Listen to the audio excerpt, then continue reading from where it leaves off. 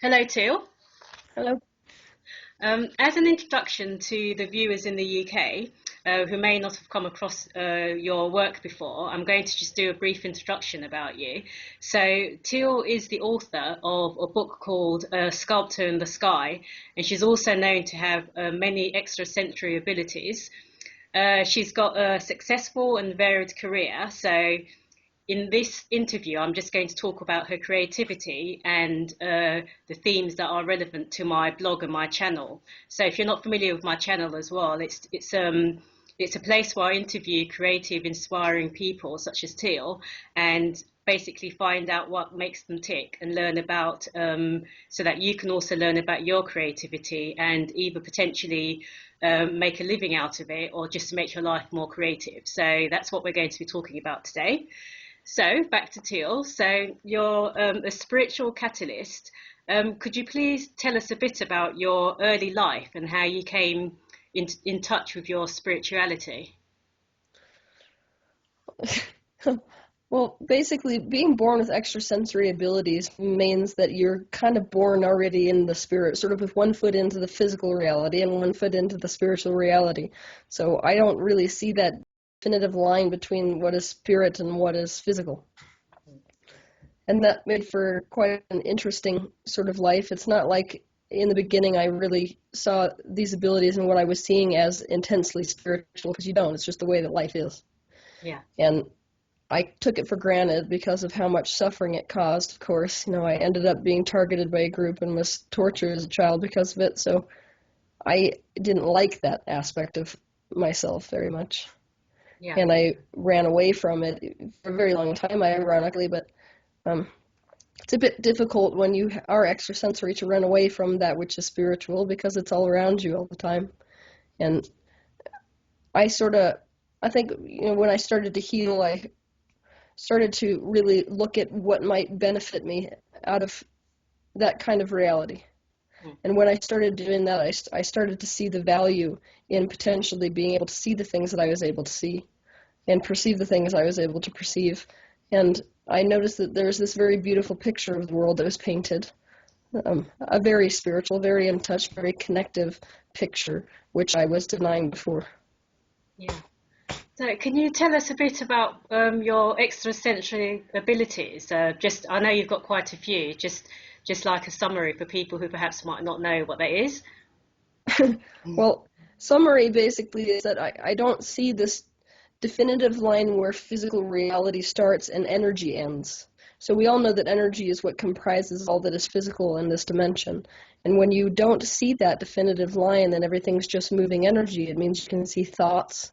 It means that you can see through skin to bones, organ systems. You can see how thoughts feed into physical ailments.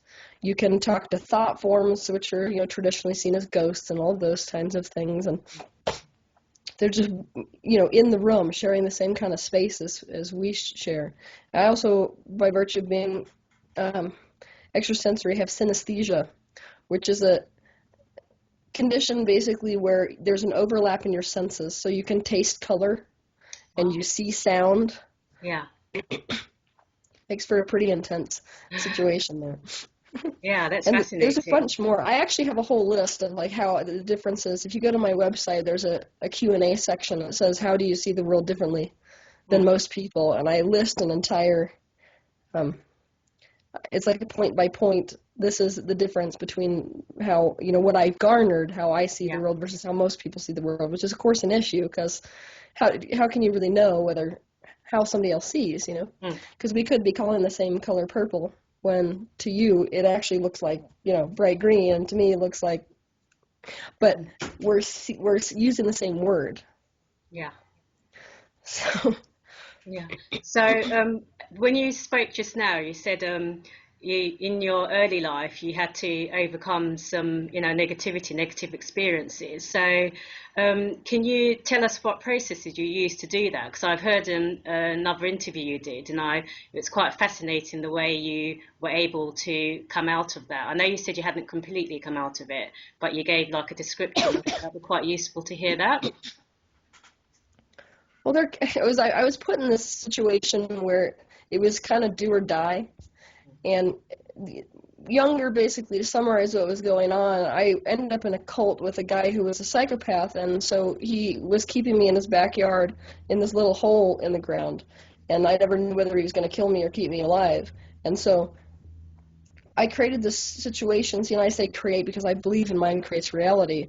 I unintentionally created this sort of reality for myself as a child where it was literally torture all day, every day, not knowing whether this person was going to murder you like the other kids that you see him murder, and I was put in this crossroads situation where it's like I was so afraid of death that I did everything they told me to do for years and years. I was miserable. All I could focus on is what I didn't like. And I realized, look, I don't know why I'm so afraid of this, because pretty much death would be better than this. So either I'm going to just be okay with the fact that he's going to kill me, because I can't keep resisting it, or I'm going to, find a way to get myself out of the situation mentally. And I started to notice that the only difference between me feeling emotionally good and feeling emotionally negative was what I was focused on.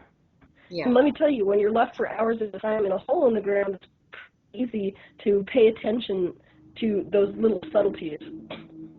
Yeah. I noticed that if I saw the thought like, oh, he's going to come back and kill me with a chainsaw or an axe, then I would feel negative. And I realized that if I was focusing on the way that the grass was moving, I was feeling good. And so I started to use that to my advantage and started to play this game. And the game was basically, no matter what's going on around me, I see if I can focus and have control over one thing in my reality, which is mind. One thing. That's all I had. I couldn't have control over my physical body. That was totally used by somebody else and owned by somebody else. So if I can't have that much control, what can I have control over became the game. So when I was sitting down there, instead of focusing on what I was worried that he might do in the future, I started paying attention, which was really the moment of truth, to this little ant that was sort of roaming around on the side of this hole that I was in. And I was just watching him sort of take the path of least resistance around these roots. And it's just like I started thinking about perspective. And now I was convinced, forever and ever that I was completely alone in my childhood. It was just me and this nightmare of a guy. But the reality was is I had all kinds of life forms surrounding me that I had discounted just based on my perspective. And so I started to develop this very intimate relationship with these insects, ironically, that were down in this hole. And I really used them to teach myself how to go about living life in a way where I wasn't suffering. And that, of course, snowballed into then deliberately focusing on I might want the universe to look like my reality. Do I want to really fall in love with a guy? Yeah. That was one of my favorites. And so I'd sit there and I'd focus on what I liked about the now, or I'd focus on something that made me feel good relative to the future. And I basically became much eventually to what happens here, basically, in mind creates reality, is first it's a thought, and you think a thought long enough, now it manifests physically. So what manifested physically were these little opportunities for me to taste more freedom, and when I tasted more freedom, I desired more freedom, and then I tasted more freedom because it would, of course, manifest, until eventually this guy who had me ended up making a mistake, and I managed to escape. But of course, I escaped with this incredibly intense understanding about the way that this reality works and the way that the mind plays into reality. And, of course, here I am, living proof as to how a person could get themselves out of extreme misery into a place of joy just by using deliberate focus. Yeah, I'd say that's I found that to be true as well. So it is what you focus on becomes your reality, isn't it? And the longer you focus on it, the more real it becomes, I suppose, the more you start playing that role. So in terms of, before we started chatting, I told you that I obviously work in an office and do normal office work. And in that sort of environment, the same as saying in school, you tend to be thrown into a situation where you're just mixing with anybody, perhaps not people you'd have chosen to mix with. So what advice would you give to someone who's in that situation, that say, for example, they're meeting people who are negative or who are bullies. You tend to have quite a lot of that in, say, at school and in offices. It's obviously not an extreme situation like yours, but I'd say you're well qualified to say, how does someone actually deal with that situation when they can't actually, or they feel they can't leave, say because perhaps they need, to make a living, or that's what they want to do? What advice would you give? Multiple things. The first off is that we like to tell ourselves the story that we have to do something, and that's not true. And most of us who are really victims to circumstance like to use that word. I have to go to work because, fill in the blank. But even using that word, I have to, means that we're creating this illusionary, prison. And it really becomes like that. We feel like we don't have a choice when we do, and we need to realize that we do. Because, it's basically a choice. Yeah, okay, you might end up on the street if you quit your job, but that's still a choice. Yeah, Because I you was about could to say if you that. hated your job so bad. And the reason I'm saying this is not to sort of goad people into realizing that they need to basically quit feeling sorry for themselves. That's not what we're saying. What we're saying is find a way to see how this is a choice.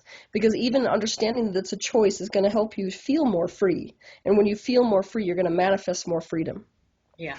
That's step one. Step two, what I would say is that everything that you meet with in your external reality is a reflection of some vibration you've got going within you. So if you are a match to bullies, it means that you have a vibration of victimhood within you. So you got to ask yourself, why do I need this victim role? Yeah. Because we only ever hold on to something if it serves us, and most of us will have instant resistance towards that. No, there's nothing that I could who would like that, being bullied? But it's ironic. Most of us who feel the very worst about ourselves, poor self-concept, which ironically are most of us who end up in jobs we hate. We have a poor self-concept. We don't think we deserve more than that. So if we have a poor self-concept, we're really bad people and just don't deserve to really be happy, then now suddenly the only way that we can feel good about ourselves is if we can feel like someone else is the bad guy and we're the good guy. So we get trapped perpetually in this victim role because being the victim and being the bad guy, we're the good guy and that's worthy of love. But Yeah. we're trapped perpetually in a life that we can complain about and have to complain about and don't feel powerful to. So that's number two. Number three is, what you want to do, anytime you focus on anything, negative or positive, you're going to invite that into your reality. So what we want to do is only invite the things we want into reality. So that means you're going to be doing two things. The first is you're going to be focusing on what you love about the current job. So this is not a game of I'm lying to myself and telling myself I like that book I absolutely hate. What you're doing is selectively looking for things within your job that you enjoy, and then you're using what you don't like to design what you would prefer. I would like a job where I can completely express my creativity. I'd like to walk into the office, or maybe it's not an office, and have people address me like this. And you want to spend time every day visualizing what that would look like. So we see you're splitting your time between these two positive states. But most people, of course, are afraid that if they focus on something that they like about the current job, that they'll hold themselves a match to the current job. This is a major lie. This is not how it works, because the universe is not stupid. It knows you don't want the current job. It knows what you do want. It's just that if you keep telling it, oh, I want this part, I like this part of the job, I like this part of the job, I like this part of the job, and I want this and this and this, pretty soon your current job is not going to fulfill the criteria you have set out for the universe in terms of your desire. And so a brand new situation must come to you. It's universal law. Yeah, But if thank we're you. still focused on what we don't like, we're going to hold ourselves a match. Yeah, I like the answer. Thank you. Because I think it's a practical answer. Because you'll find that you'll tend to find that a lot of say new agey theories will be like, oh, just leave. But I think what you've said sounds more practical to most people as to how to look at the situation. And also, by the way, I'm not saying that I dislike my job. I like my job, and there aren't any bullies in my office. I was just saying it as a scenario, in case anyone's thinking that.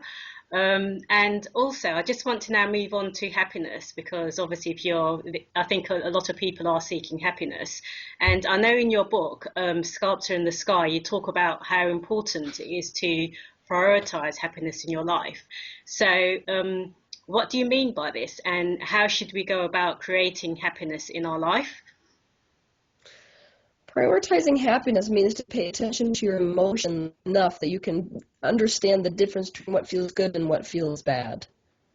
So using the word happiness is kind of trouble, and we get caught, especially in English language, in this loop where we use a word like happiness because it's basically the only word that is out there to describe what we mean, but happiness has got so much baggage for most of us here that when, it's like I know that I should be happy, but I'm not happy. And so it's like this elusive thing that's much bigger than us, and that kind of doesn't serve us very well. So for the sake of the interview, what I would like to basically differentiate between, just like leave happiness kind of out of it, what we should be looking at is, does it feel good or does it not feel good? We need to differentiate between these two things, because your only way of manifesting the things that you want to manifest in your life is by following what feels good, meaning that you can't know that it feels bad to go be around this person and then go be around that person and expect to be happy afterwards, to have that good feeling state. It's not going to happen. So your key, essentially, to living out your reality the way you want it to be lived is to follow your joy. Yeah. Is to follow feeling good. So sometimes follow feeling good will feel more like relief than it feels like pure happiness, but it's on the way to happiness. We should basically be looking to do whatever feels better. Yeah. It's that simple, and it's a very simple answer, and it's too simple for a lot of people, but it is really the truth of our reality. From wherever you are, you only have cat on my lap. Sorry. From where you are, you only have one option basically, and that is to go in the direction of something that feels worse or something that feels better with your words or actions. Yeah. So if we could learn to go in the direction of what feels better, we would have a happy life. It would be that quick. It would blow your mind how fast it happens. So us don't feel that brave, because we're still telling ourselves that we should, fill in the blank. I should go to this, company party, even though I know that this girl that I can't stand is there, and I'm going to feel crappy about myself. Hi, Kitty. But we go anyways, which is to ignore our emotional guidance system. It is because human beings do not understand what the emotions are. And the emotions are your connection to your source aspect, your soul. Literally, that's what it is. Your emotions are the reflection of your soul's perspective. So if your soul's perspective is that you would be happier staying at home than going to the party, and you go to the party, you're ignoring your soul, literally. Yeah, yeah, that's a good way of looking at it. I love cats. What's your cat's name? Cosmos. Oh. He's a celebrity because I did this video called Shadow House. It's a really awesome new thing I'm doing. But he's kind of the mascot. This cat loves energy work. Yeah, it's a really cute cat. I do like cats. I used to have one when I was younger, but now I've developed an allergy to them. I don't know how that is, but I still like them though. I can actually tell you how that is if you want me to tell you. Oh, yes, please. Yeah. People who have allergies to cats have a difficult time with allowing. Okay. So this is more path of least resistance stuff. I think that's probably why I even lit up to you as an interesting person to talk to. Yeah. Cats always take the path of least resistance. They are the most allowing creatures in all of the land, literally. I have never met one that is more, less allowing or more allowing than a cat. Because you watch them, basically, they're only ever going in the direction of what feels good, which is allowing their own bliss, basically. That's what we mean by allowing.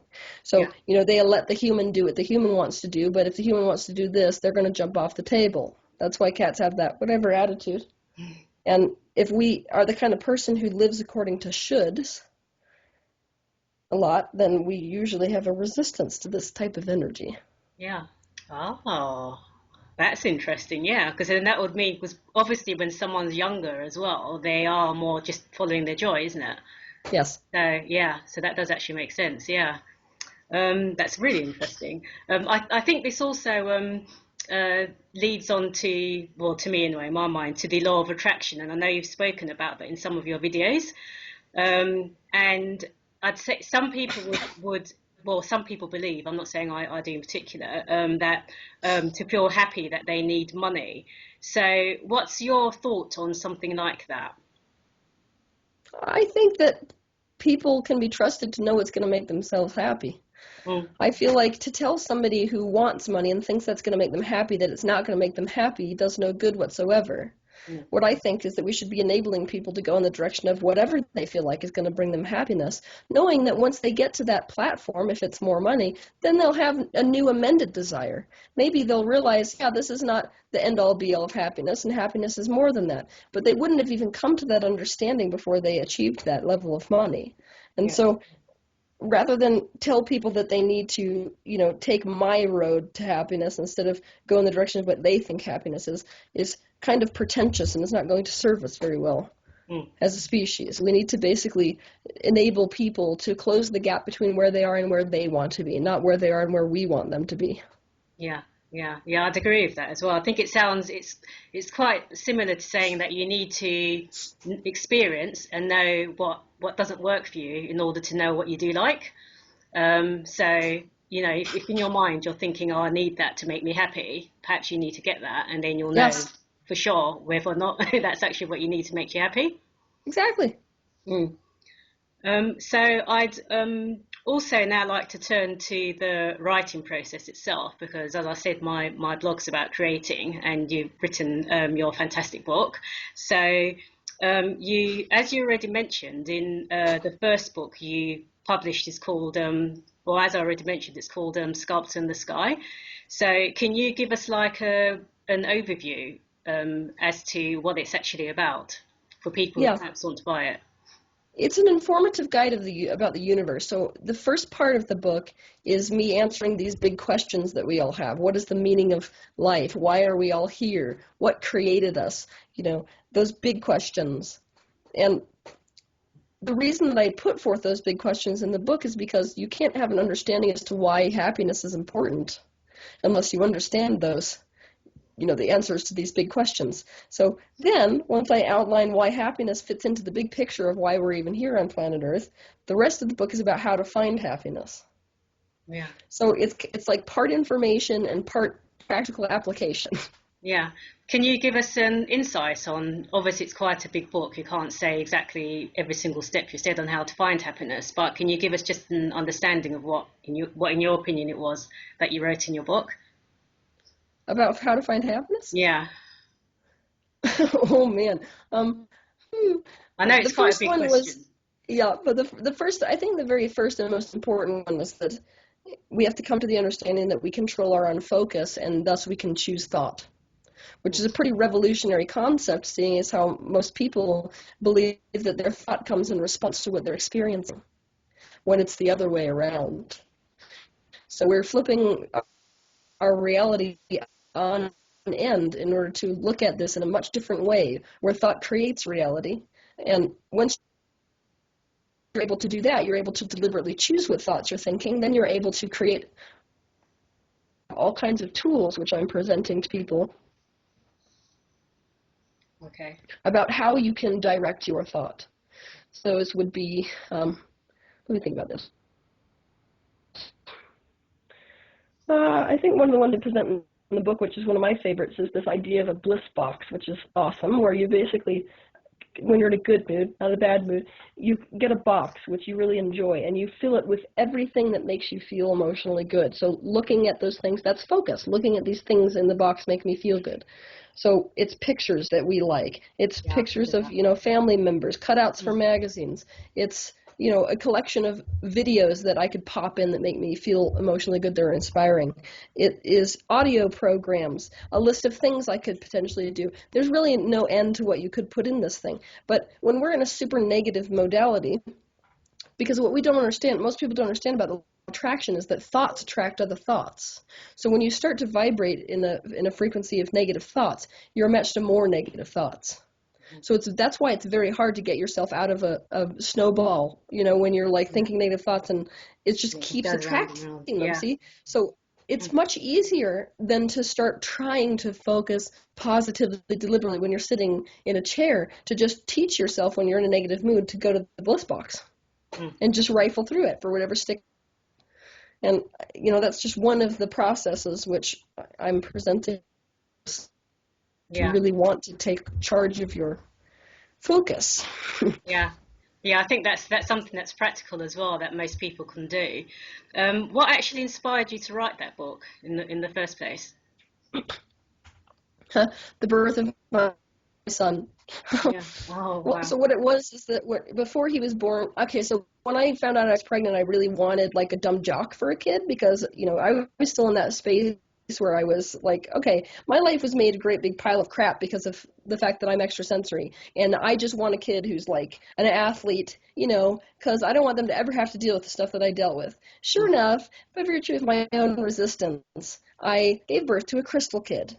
Yeah. And when he came out, and I looked at his aura, I cried for like 4 hours straight. And then I was like, why? Why? I can't deal with this, basically because I didn't want him to go through what I went through because, I mean, crystals are even more sensitive than indigos. So I sat there for a minute. I was like, get a grip. Why do you think that he might have come down to you? Like, Yeah. would he really choose to come down to anyone other than a mother who already has extra sense? And I was like, all right, all right. You know what? Fine. I understand that the only way to teach somebody is by examples. So I had better figure out how to embrace these gifts so I can teach them how to live here in planet Earth with this kind of receptivity. And so I started sort of embracing it instead.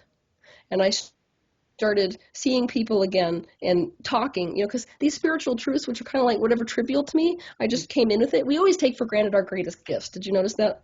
This is Yeah. sort of a theme with people. So taking those kinds of things for granted, like I did, I kind of threw them away. And when I started delving back into it and just sort of talking to people about what I knew best, I started to realize that people were really affected by it. Mm. I mean, I'd look at their faces as they'd cry and be like, "Really? That's the way the universe would work?" I'm like, "Yeah." Wait a minute. That actually had value to somebody. Not only that, it's a much better perspective than is shared by the mass of humanity. Yeah. Maybe this is a super important thing to share with people. And I just like started, it's just more and more suffering that I saw everywhere. And not only suffering, suffering that could be alleviated by the things that I knew. So I started to get really motivated to put my information out there, this message that really could help people about the way that this universe works and the amount of control they do have. And so I wrote it in 3 months, just sat down and, I mean, it was literally just like it poured out of me, which is my favorite feeling, by the way.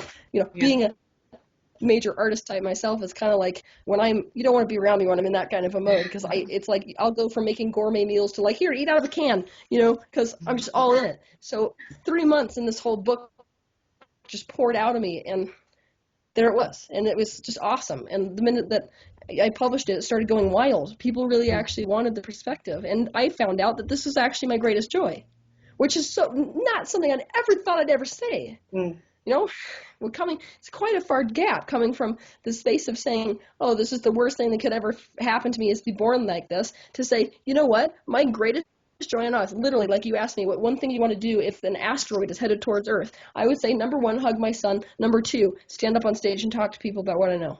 Yeah, yeah, oh, fantastic. Yeah. That leads on quite nicely to your painting. I know that you paint as well. Yeah. As I Oh, told you when I started, my dad's also an artist. I'm quite used to being around arty people. Would you say you use the same energy and process to do your painting as your writing? oh yeah. Oh yeah. I go actually into a trance for my paintings Mm. because it's much easier when you're in a fourth dimensional perspective to collapse your wave function, which is what I'm doing. I'm collapsing my wave function just enough to be able to use the paintbrush. But it's literally like a full-on meditative state that I'm in, and sometimes it'll feel like I've been painting for 2 seconds because I'm so in that sort of altered state. But really, I've been sitting down like that for 3 days. Yeah. Yeah, wow. So I'm going to now just go back to the book because I know, as you said, it was really well received, and I also saw looking on your Facebook that a lot of people actually did like it. So it's a self-published book. What did you actually learn from the process of self-publishing, and how? What advice would you like to give to other people? So. Mhm. Never self-publish. I don't know. It's like I'm a bad person to ask. Had a very unsatisfactory experience with self-publishing. Mhm. I um I realized basically that most of the people that are in Oh, it's cut out.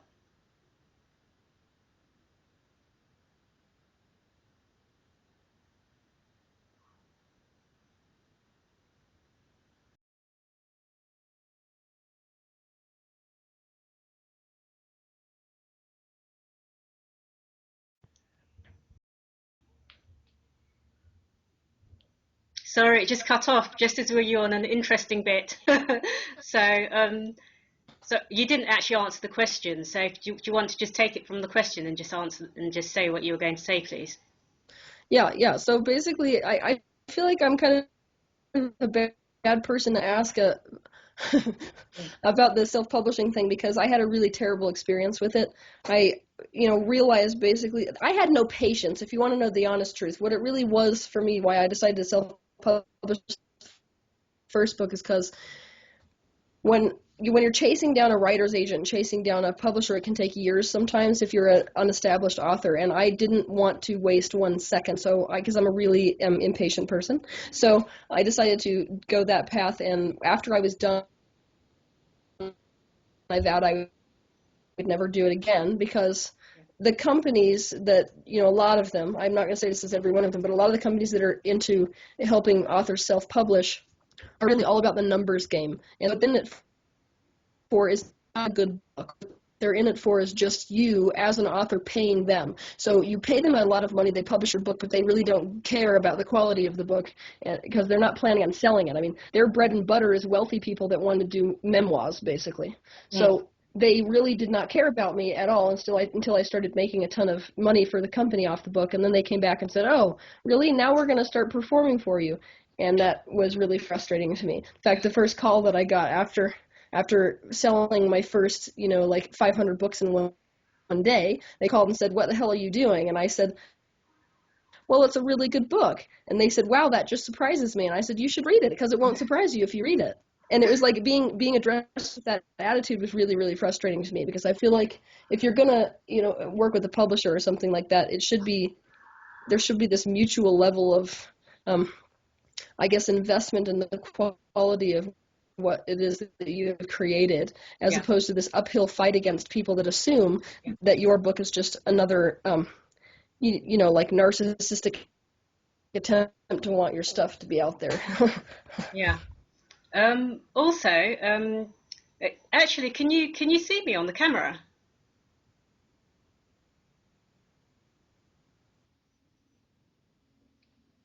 Can you see me on the camera? No, You can't see me. no. Okay. I'm wondering if it's still recording. It looks like it is though. Or just I think you can't see me. That's fine though. I don't mind. I'm just going to okay. I'm just going to carry on anyway. I think you're recording, but I'm not. But as long as we can see you, because you're the person I'm interviewing, that's okay. So. Thanks for saying that, though. That's really interesting because I have interviewed other people who are self-publishers, and it is people have different journeys. Some of them, I think most of them really like the control of being able to choose the cover themselves, being able to market it themselves, and then other people have got similar experiences to you and would say that actually they didn't particularly love it that much. But obviously, you need to do something to know whether or not you're going to like it. You wouldn't know unless you've done it. So Yep. I know that you're recently you said that you're writing your next book, which is Oh, it's already done. It's been done forever. I wrote that one in 2 months. oh, okay then. Can you tell us how that went then? What it's I'm about? completely in love with this new book. Oh my Yeah, gosh.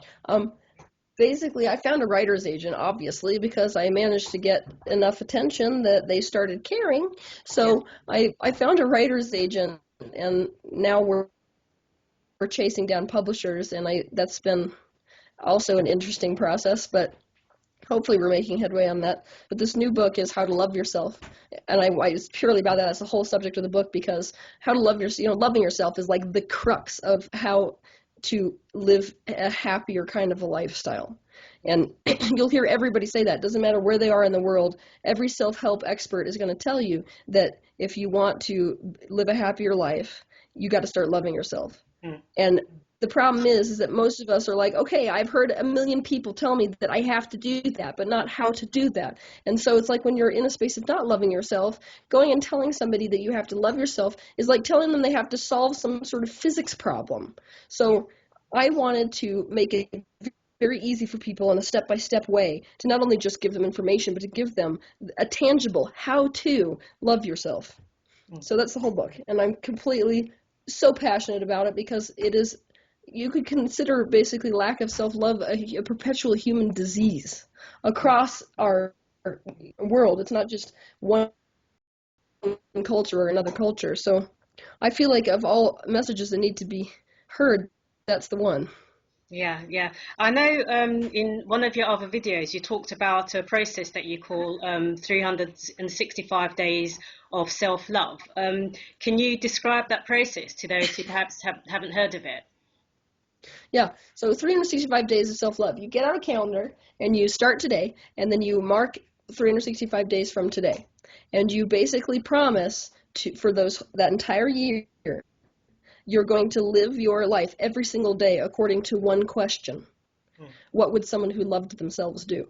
So you're going to ask yourself this all the time. I have people that even set timers. So like they'll take their phone and set a timer every 5 minutes. Oh, And so when it goes off, like it's a little bell, and then you have to ask yourself, what would someone who loved themselves do right now? So you're doing that. You're asking yourself that question when you really don't have any. More important than that even is the fact that you use that relative to every decision you have to make. And you'd be surprised how many decisions we make on a day-to-day basis, not just big ones, little ones. Apple or orange? What do I order off of a menu? Do I turn right or left? Every time you have to make a decision, any decision, no matter how big or how small, you're asking yourself, what would someone who loved themselves do? And the answer will come immediately. And so the real heart of the practice is having the balls to act on it, even though you don't really know why that's the answer. So if I'm in my car and I ask, what would somebody who loved themselves do? Turn right or left? And I get the answer left. That's just an intuition that came to me, and I don't know why yet, but I'm going with it anyways. So you're sort of trusting the fact that you know what you would be doing if you really loved yourself. And no matter what, the answer to that question, what would someone who loved themselves do, is always in alignment with everything you desire. So it's almost like you are allowing the universe to pull you in the direction of everything you have been asking for. yeah, And you're learning how to show yourself that you love yourself. And it's a lot harder than it seems, which is why I like that so much.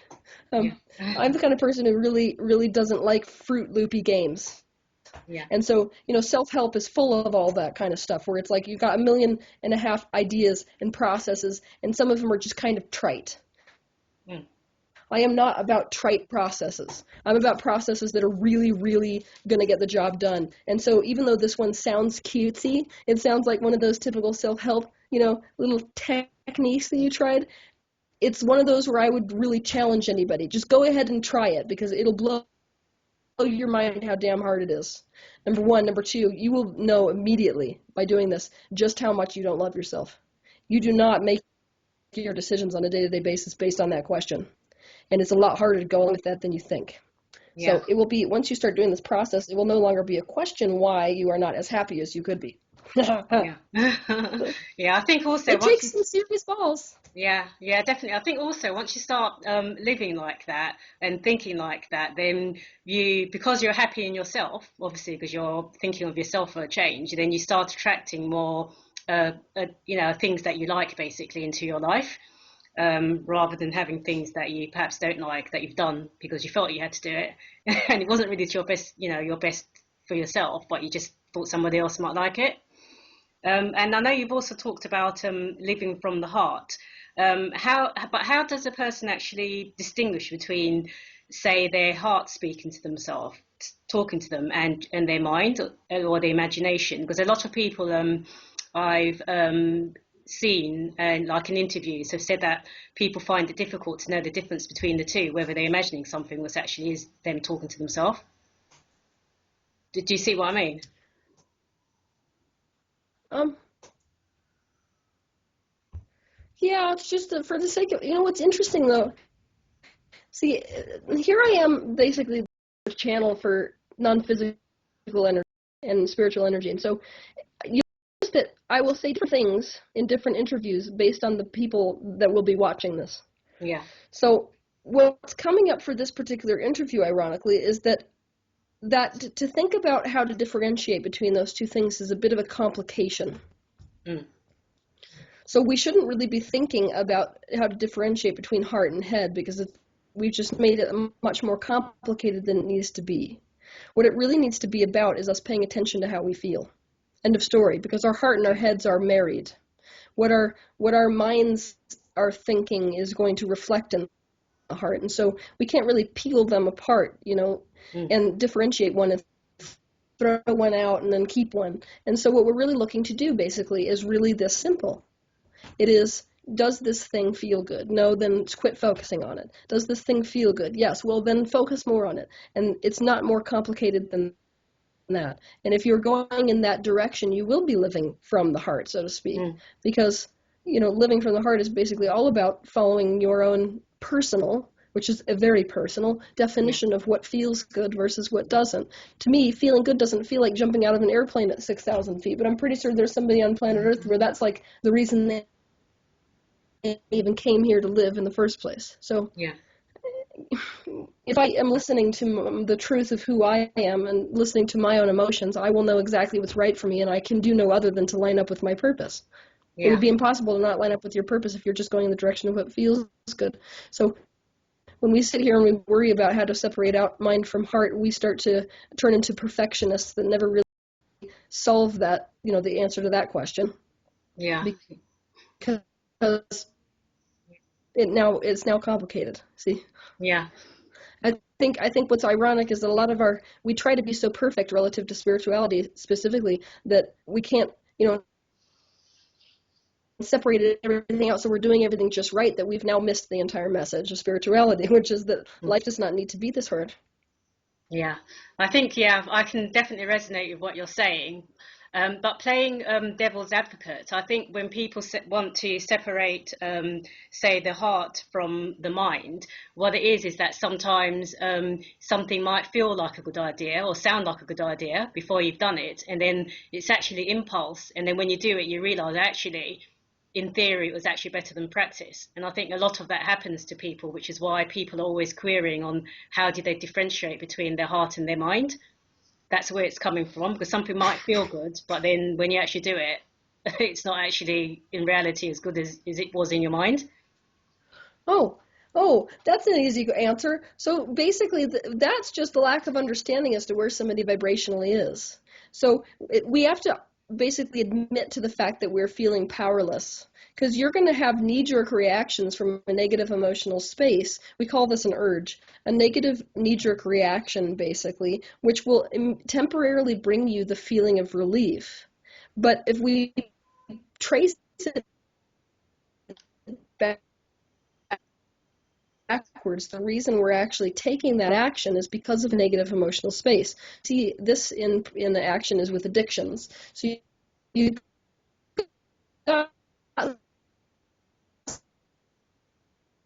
Oh my God, the sound is awful. Hold on.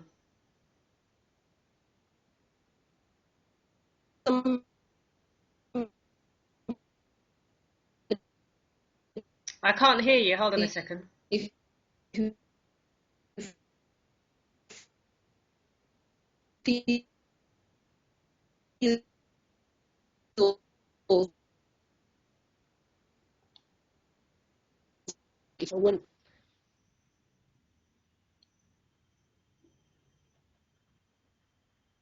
Teal, sorry, I can't hear you. Okay. Hold on a second. Okay, I can hear you now. Right. I can hear you now. Sorry, can you answer that question now? I might try and edit that Yeah, out okay, actually. so Yeah. Carry on. super powerless, right? A drug addict feels super powerless, and so they have this urge to take the drug, and when they take the drug, there's a temporary relief. But if they traced it back, they would see that the reason they felt that urge is because of a negative emotional space. So law of attraction here, this is this awesome, it's the way that our physical reality is run, according to law of attraction, states that if I'm in a negative emotional space and I'm inspired to take negative action, it will only yield negative results. So what we are failing to see here is that it's possible to think thoughts that pull yourself up the scale until the thought that actually, causes you to take action is a positive emotional space thought.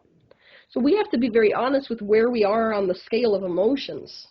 Yeah. If we're honest with where we are on the scale of emotions, then we'll know that when we feel that urge to do something, that it is in fact an urge that's not going to yield positive results, as opposed to an inspiration, which is a byproduct of a positive thought, which will yield positive results. Yeah. So you're saying it's like the thought behind it then, before you actually take the impulse. Yeah. Okay then. Yeah. That makes sense to me. I know another sort of related to what you're saying now. Another concept you've spoken about, is horizontal thinking. So could you give us an overview of this concept and how this is important for loving yourself and your life? Because that's obviously the theme of what we're talking about now. Horizontal thinking is basically the way that people think. It's with one person on top and one person underneath.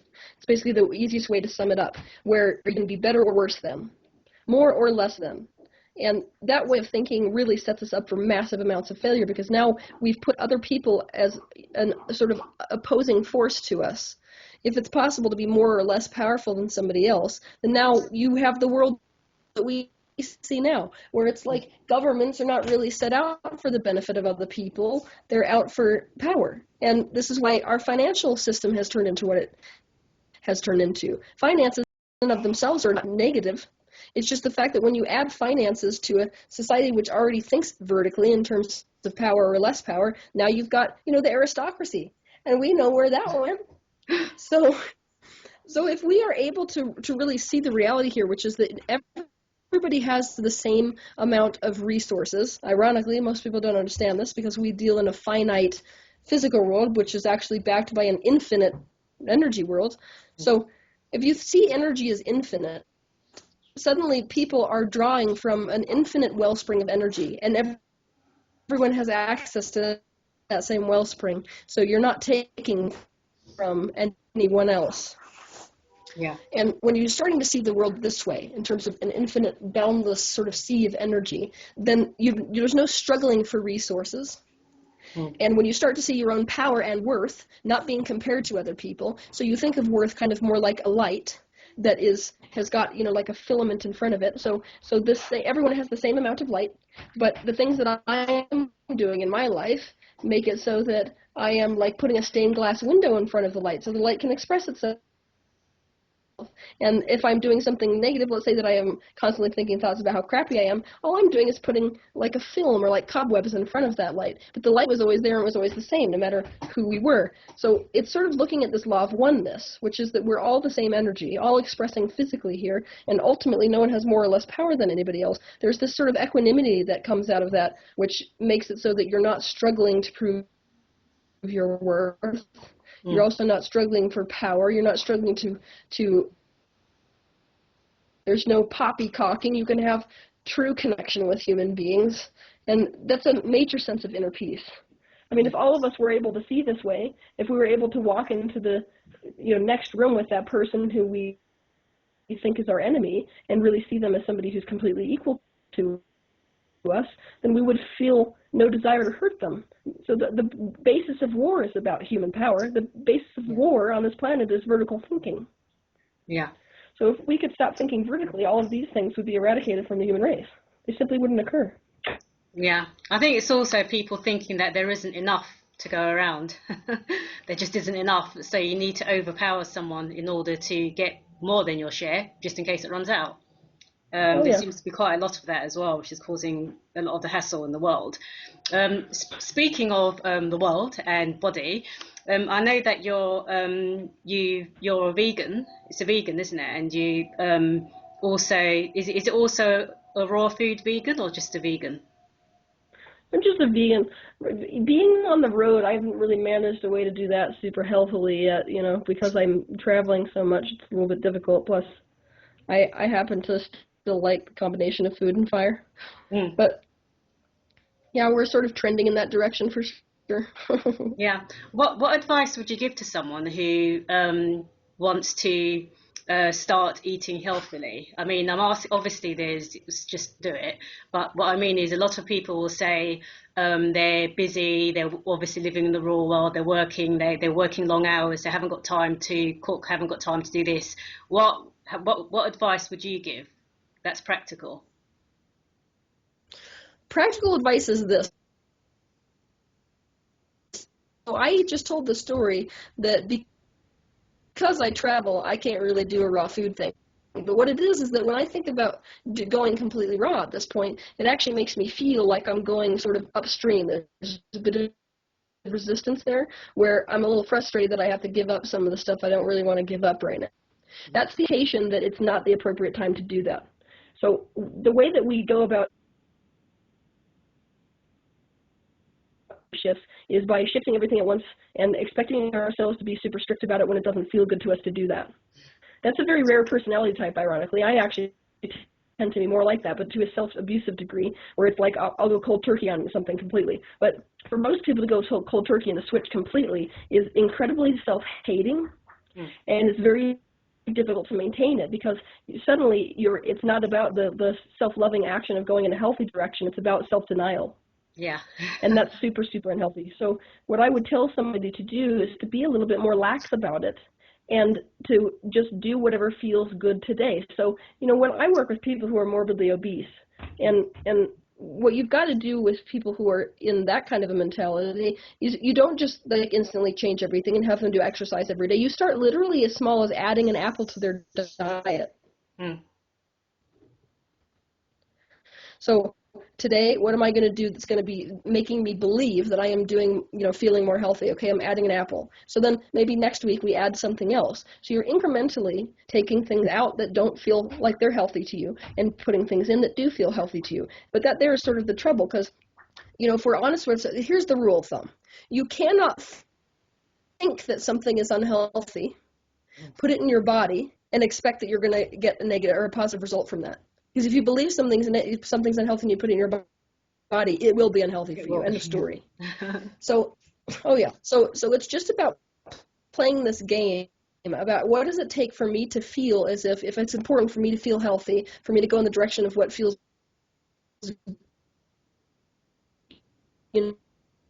what I believe is healthy to do. And not stress myself out about making it all this sort of super rigid thing. I'm not throwing everything out of the cupboards immediately. I'm just thinking to myself, all right, what one thing could I do today that would make me feel the best relative to switching towards that kind of lifestyle? Yeah. So maybe that means I cut red meat out of my diet today. Maybe in 2 months that means I cut white meat out of my diet today. Maybe, for somebody transitioning raw, it means, okay, I'm already vegan. Maybe one meal a day is going to be raw. And when I'm on a trip and it doesn't feel good and it feels like a stretch to do raw food, then I'll let that be, vegan and feel how that feels. And if it doesn't feel good, I go back to doing raw food. Yeah. Yeah, I like We're way too strict with ourselves. Yeah, I like that. I think that's more, that's easier to do as well, rather than forcing yourself to do something that doesn't feel right. Perhaps it's not the right time for you to be doing it, which is why it doesn't feel right. So I think that is really practical advice to give. And you've also spoken about the benefits of having say, a vegan diet to the human body. Do you want to just give a bit of information about that as well, please? Yeah, so basically the human body, so I'm a medical empath. That's something that by virtue of being able to see through people's skin, a lot of people come to me with conditions that they can't figure out, that can't be medically diagnosed, things like that, because I'm able to see the way that the body works with everything. And the human body does not work with meat. And ironically, this is sort of backed up, not sort of, it is backed up by science. We do not have the amount of stomach acid that we need in the highest high amounts to digest. To digest red meat? What? Sorry, it just cut off just for a second there. When you were saying you haven't got enough in our stomachs to digest, then it cut off. Do you want to carry on from there? Yeah. So the only time that the human race started eating meat was when we started moving into areas where it was snowing part of the year, and there really wasn't any way for us to forage nuts or seeds or berries or it was very risky. That's what we don't understand. You're eating for that an organism has to be put to where survival is actually risky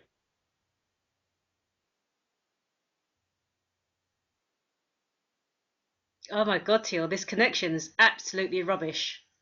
ordeal. So, so we would have only done that basically when we were absolutely desperate. Yeah. And we developed a body, being omnivorous, we developed the ability to digest at least some of it in order to survive. But it's still, we can't even break down the proteins. That's why we even cook meat in the first place, because we can't break down the proteins of raw meat in order to eat it. So what we're looking at is a society of people that has adopted meat as a typical human thing to eat, when it actually was a total survival mechanism when we couldn't get access to anything else, which is, of course, no measure of health. So what's most natural for the human to eat is a vegetarian diet, a vegan diet where berries are number one best things for human beings to eat. Nuts we would have eaten a lot of. Anything that we could just walk and pick up. We are not designed to be predators. The predators who are designed to be chasing animals down and killing them have the ability to kill them with their bare hands. We do not. We could not do that. So we don't have claws. We don't have teeth. We have none of these things. Our teeth are flat, see? Yeah. So we're like the whole human body is not designed for meat, end of story, physically or otherwise, and we digest a measly amount of it. If a person eats like a chicken, digesting about 10% of it, as opposed to a cat here who would digest about 70% of it, based on the fact that their stomach acid is so much higher than ours is. And ironically, it clogs your liver. It absolutely kills you. Eating meat that we eat it in will kill you, literally. Yeah. That's why we have so much cholesterol issue. That and processed foods. I mean, whatever. The human race is really not at a great point relative to food. Yeah. The connection. It doesn't take a genius to figure that out. Yeah, the connection's really rubbish. So we missed the beginning of what you said, but I think we've got the general gist. You don't have to say it again. I just sort of said, oh no, the connection's rubbish, and it cut off. And then you sort of, after I'd said that, it started going back online again. So a lot of people who are vegan stress the importance of coconut oil in cooking. So can you expand on this and tell us why it's actually really good to use, in particular for vegans? I wouldn't really know the scientific reason why it's so incredibly good, but I from an energetic standpoint, I think it is by far the highest vibratory oil that we can be using. It's got such a, it's such a healthy fat, which is what we're really looking for. Fats are not negative. The human cell actually needs fats to survive. And when we look at healthy fats, coconut oil is such a healthy fat. Oh my gosh. And when you're cooking it, it actually doesn't lose its nutritional value the same way that some oils do. Yeah, okay. Thank you. So that's been quite a good roundup on food as well. I know that you're coming to the UK in November, which is obviously why I also wanted to have a chat with you before then. And you do synchronization workshops. Could you tell us a bit about that and what people in the UK can expect if they actually go to one of your workshops? These workshops are basically collective healing seminars. So what happens is that people come there with questions, and then I usually start with some sort of an activity or some sort of a conversation, and then we go to the Q&A format, questions and answers, where it's sort of like we're in high school again or kindergarten, and everybody raises their hands. And what will happen is that the person who has a question that most closely resonates with the questioning of the whole group will sort of light up to me energetically, and then I'll call them forward and they'll ask their question on stage with me, and I will answer the question, knowing, of course, that as I answer their question, it is answering the questioning of the whole group. So every question that is asked pertains to everybody. Mm-hmm. That's sort of the thing everybody's got to understand. If you come here and you're a match to hearing this question, it's going to apply to your life as well. And as I'm answering the question, it's kind of like I'm giving you this giant speech about how to live your life in a way that's going to benefit you the most. Yeah.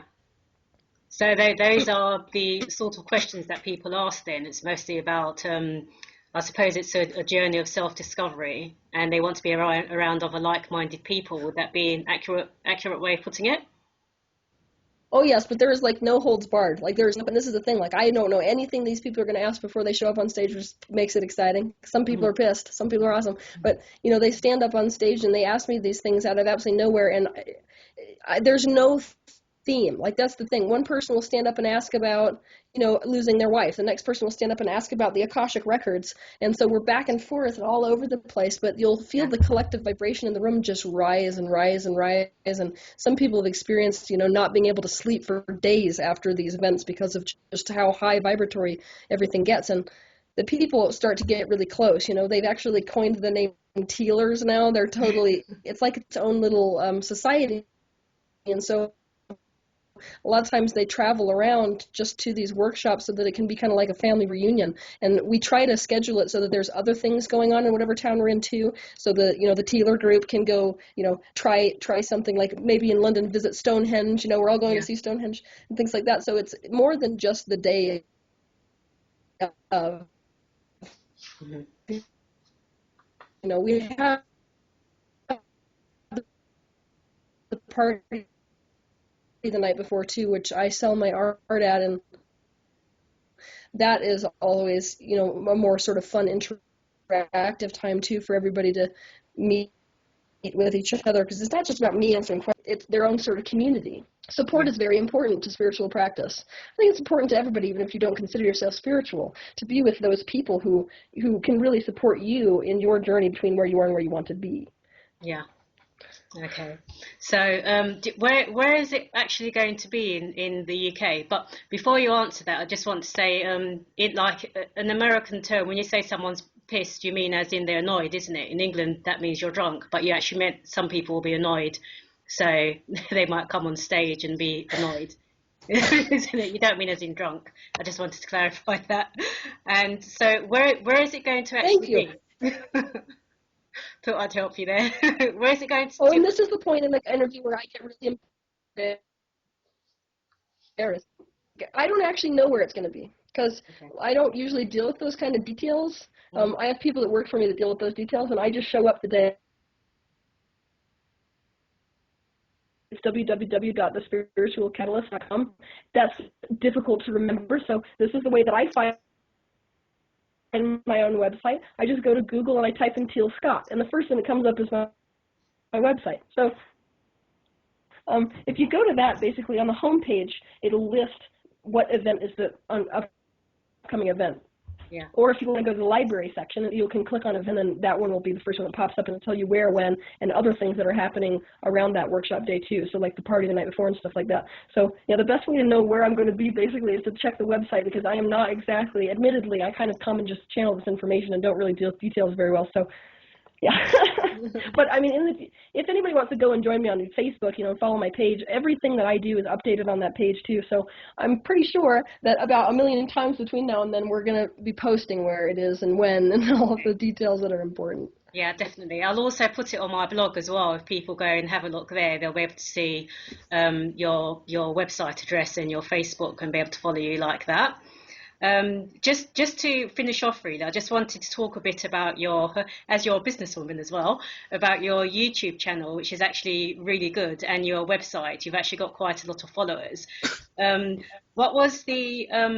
What would you say was the most difficult part of starting your channel, and how did you deal with it? Because obviously now life is more about using different types of media. There's internet and stuff like that, smartphones. Lots of people are starting their own channels and blogs, especially writers as well. A lot of the people I interview, writers, are starting their own blogs, channels, and they basically like to have tips from other writers and how to go about it. So what would you say was the most difficult part, and how did you deal with it? By far the most difficult part was, and still is, understanding that when you put yourself into the public eye, you've got to disconnect from your product. It's a very difficult thing for artists, because our art becomes an extension of ourselves, whether that's visual art or whether it's writing art or whatever. But if you attach yourself, and so this is what I'd say. I'd say if you really want to survive well in the public eye, you want to treat everything you create as a gift to other people.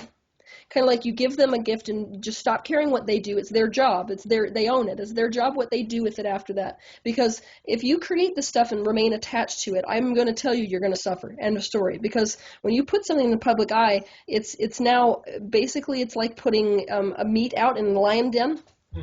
Sure, you'll meet with a lot of people, a lot of them who are in love with the fact that you're doing what you're doing, and they'll fill you full of all kinds of positive stuff, but you will be ripped to shreds. It doesn't matter who you are, what you're doing. You don't even have to be as controversial as I am. If you put your stuff out there, people are going to comment on it, and it's a very rare person who is able to remove themselves from that and feel good about themselves when they're reading about how crappy their art is, which, you know, it's going to sort of, it's something that all of us run into the minute that we decide to really put things out there to be seen. So the way that I have gone about doing that, which has really worked, is that I've basically made this pact with myself that if I create something like a book, that I am not going to become attached to this book. I'm going to see this as just my gift to the world. There it is. It's not my responsibility what happens with it. I'm not even going to watch what happens with it because I'm always going to be looking for the next creation. Yeah. So if I'm a wellspring of creation, it doesn't really matter what you guys think about this. That's just there for anybody that wants to use it for what they want to use it for. Now it doesn't matter whether people are commenting terrible. And and I would say never read your comments on YouTube, ever. Dumbest idea you can do. Because it really, you know, the artist needs to stay in a space of pulling energy in. And I'm actually not really a fan of feedback. This is going to be funny, of course, hearing me say this, because here I'm taking my spiritual hat off, you know, kind of, and I'm going to talk to you for a minute as an artist. As an artist, if you want to continue doing your art in its pure form, and what art is it's you expressing the truth of who you really are, and for many of us, the truth of who your soul really is. And when you are, there's nobody that can comment on what that is. So for you to stay in the flow of channeling that energy, you have got to remove yourself from what other people think would be more appealing to them, because they are talking from the standpoint of their source stream, what would make them happy. That has nothing to do with your creative energy whatsoever. So if you're able to just sort of disconnect from this crap, just quit caring about feedback. Who the hell cares? Because if you're really in the flow of artistic energy, it should not matter what somebody thinks you should change or not. In fact, the best artists in the world, I mean, look at them, Picasso, Van Gogh. What do you think that these people would say if somebody walked through the door and said, wow, I think you should use more yellow? They'd look at you and be like, Are you kidding me right now? Why? Because their art is an expression of who they are. It's not an expression of what is the most appealing to the damn audience. Yeah. End of story. Yeah, that's and a really people, if you are in the flow, people will see that genius and love it. Yeah. Yeah, I think that's a really good way of putting it, actually, because I know you have got, because like yesterday you put up a video which had quite a few views. Obviously, I had a look because I'm going to interview you. So when I interview someone, I like to do my research, otherwise I look daft.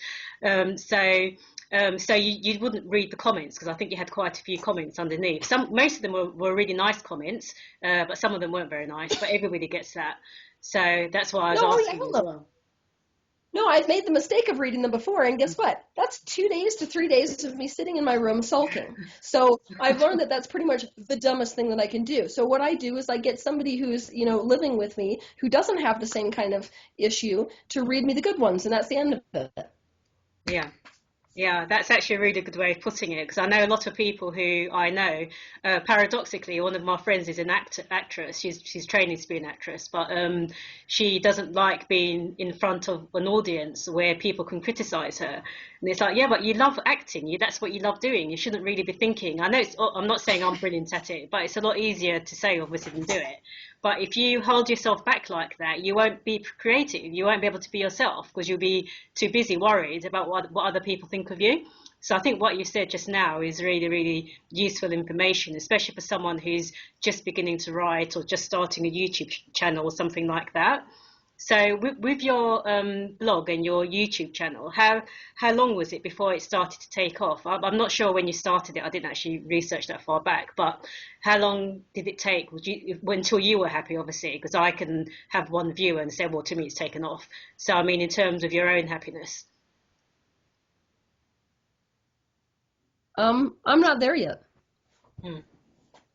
Yeah, I'm the kind of person who wants millions and millions and millions of views per video. So I'm the kind of person that's like, that's what I'm really shooting for. Yeah. Okay. But, yeah. Yeah. Definitely. Yeah, that's a good answer, actually. And have you got any new projects that you want to tell us about, things that you're doing that we haven't discussed? We've discussed quite a lot of things, but is there anything else, especially in terms of creativity, that you'd want to discuss? apart from your obviously your workshop? Yeah, I have a new series actually, which is pretty interesting. That's what I'm the most passionate about right now. Mm. When you when you take a sort of snapshot of me, if you were going to say what I'm the very best at, it's shadow work, delving into the unsavory parts of life and purifying those. So I've created this new series, which is a live stream series, and nobody ever knows when it's going to show up. It just pops up. Guess what? Live stream in 10 minutes, and people get to tune in live. And it's a live thing where people get to watch me and all the people who live with me deal with our shadow aspects. Yeah. So it's an interesting thing that I did, quite revolutionary, because it's been considered sort of career suicide for spiritual people to really put their issues out in the public eye, but it's something that I'm wanting and willing to do, so that my followers know everything there is to know about me, even the unsavory bits.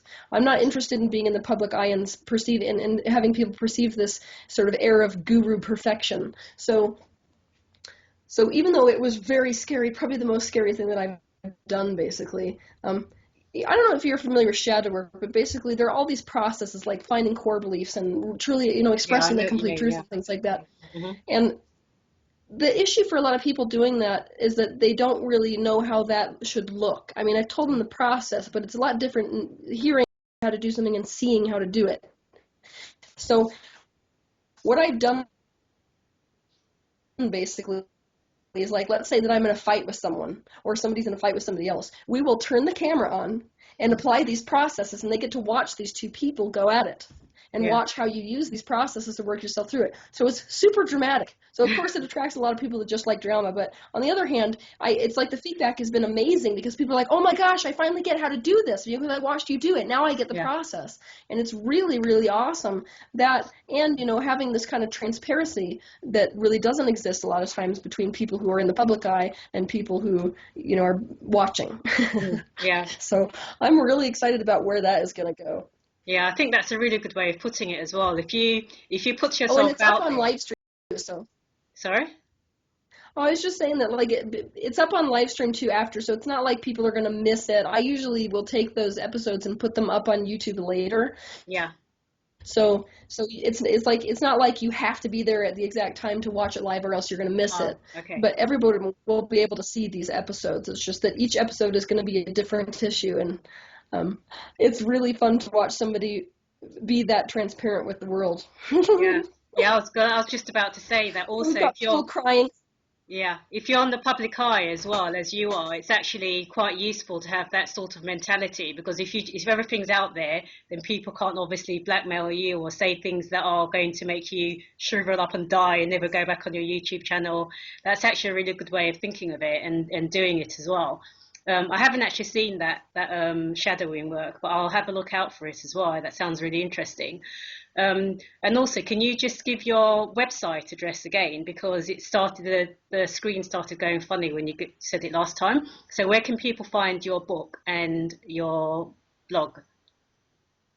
My book is being sold at www.thespiritualcatalyst.com. But like I said, the easiest way to find me is just to type in Teal Scott to Google, and you'll get, like, a bunch of different stuff. The first thing that comes up is my website. I think it's easier than typing it into the search bar and everything. Yeah. But the book is available on Amazon also. Yeah. On Amazon. Is it both of the books? What else was I telling you? Both of them are available on Amazon, isn't it? Yeah. Yeah, okay then. Okay, thank you, Teal, so much for this interview. It's been really lovely talking to you. Me too. So I actually wanted to ask as well, because I know you live in, like, it's like a commune, isn't it, with lots of different people? Is that right? Yeah. How many people are there? Anywhere. Well, see, like, because I live in a sort of spiritual community, people are always coming and going, but it's anywhere between, there's 5 of us that live here permanently. Yeah, 5 of us live here permanently, and then there's, like, between 8 and 10 that are coming and going. Yeah. Okay, cool. That sounds really nice. So I haven't really got any more questions. Thank you so much for that, and I look forward to seeing you in November. I'll either turn up after your thing or at your party. Thanks for the invite as well. I shall end the interview now then. Thank you so much, Teal. Okay, thank you. See you.